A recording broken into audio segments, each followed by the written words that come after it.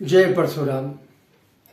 परम पिता परमेश्वर परमात्मा की इस पावन धरा पर आज मनुष्य शिक्षा के क्षेत्र में परम शिखर को, ऊंचाइयों को छूता जा रहा है।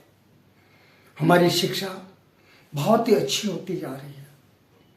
इस शिक्षा के जैसे जैसे वृद्धि हुई वैसे वैसे मनुष्य चंद्रमा तक चला जा रहा है, परंतु इसके साथ में दो प्रकार के खरपतवार और बढ़ गए।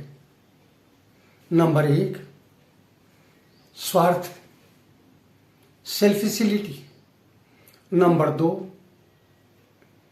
अहंकार, ईगो। ये दोनों इतने बढ़ते जा रहे हैं, इतने बढ़ते जा रहे हैं कि मनुष्य संस्कार भी भूल गया। जैसे जैसे शिक्षा बढ़ती गई मनुष्य संस्कारों को भूलता गया। जैसे जैसे शिक्षा बढ़ती गई मनुष्य मानवता को भूल गया। जैसे जैसे शिक्षा बढ़ती गई वैसे वैसे मनुष्य अपवित्र होता गया। जैसे जैसे शिक्षा बढ़ती गई मनुष्य एकाकी होता चला गया। आज ये स्थिति आ गई। संस्कार नहीं होने से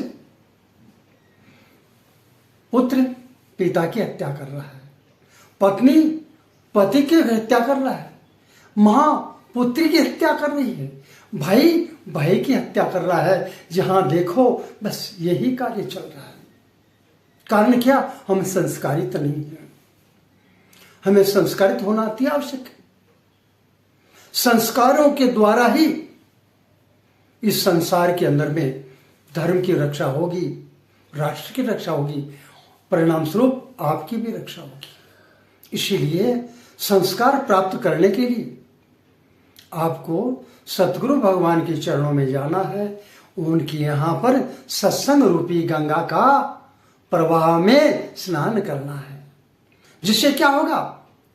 आप में विवेक बुद्धि आएगी, विवेक बुद्धि आएगी, संस्कारित में बुद्धि आएगी, वेदोक्त बुद्धि आएगी, शास्त्रोक्त बुद्धि आएगी। आपकी प्रज्ञा प्रबल होगी, परिणाम स्वरूप आपका जीवन सुरक्षित होगा।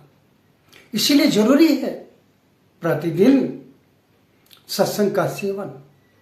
आज सत्संग चली गई, परिणाम स्वरूप मनुष्य के जीवन में संस्कार नष्ट होते चले, संस्कार नष्ट होते चले। उठो, जागो।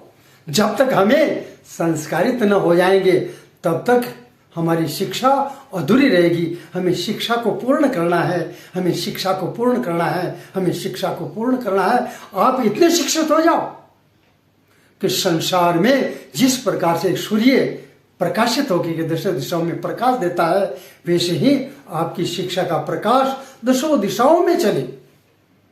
इसके लिए जरूरी है आपको संस्कारित रहना, संगठित रहना, शक्ति संपन्न रहना। इसके लिए आप प्रतिक्षण मन में परमात्मा के नियमों को धारण करते हुए आगे बढ़ते जाएं, आगे बढ़ते जाएं, आगे बढ़ते जाएं। शिक्षा बलवती होगी जब तब संस्कारित होगी। अन्यथा शिक्षा अंत में ऐसा ना हो कि आपको नष्ट करने वाली बन जाए। आपके चारों तरफ का परिवेश शुद्ध नहीं है।